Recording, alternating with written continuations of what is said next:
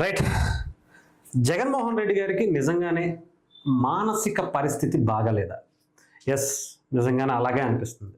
అంటే ఇప్పటివరకు చాలామంది చాలా రకాలుగా చెప్పుకుంటా వచ్చారు కానీ, దీంట్లో ఎక్కడో ఎవరో కొంతమంది వాళ్ళకి నచ్చకో, ఇబ్బంది పడో, లేదంటే జగన్మోహన్ రెడ్డి గారు ఆయన పార్టీ అభిప్రాయాలు నచ్చకో చెప్పారంటే అనుకోవచ్చు. కాకపోతే జగన్మోహన్ రెడ్డి గారి వ్యవహార శైలి నిజంగానే మానసిక పరిస్థితి బాగాలేదా? చెడిపోయిందా?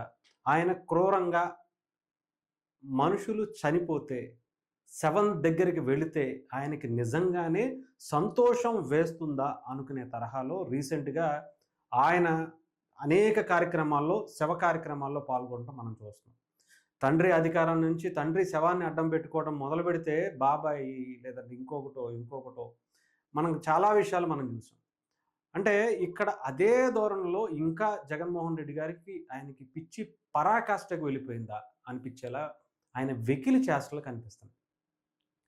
అంటే రీసెంట్‌గా మనందరికీ తెలుసు, ఆపరేషన్ సింధూర్‌లో భాగంగా భారత ఆర్మీ అంతా కూడా యుద్ధం చేసి దాంట్లో మన తెలుగు రాష్ట్రాలకు చెందినటువంటి వ్యక్తి, మన ఆంధ్రప్రదేశ్‌కి సంబంధించినటువంటి వ్యక్తి, యువకుడు, ఆర్మీ సోల్జర్‌గా ఉన్నటువంటి మురళీ నాయక్ చనిపోవడం జరిగింది.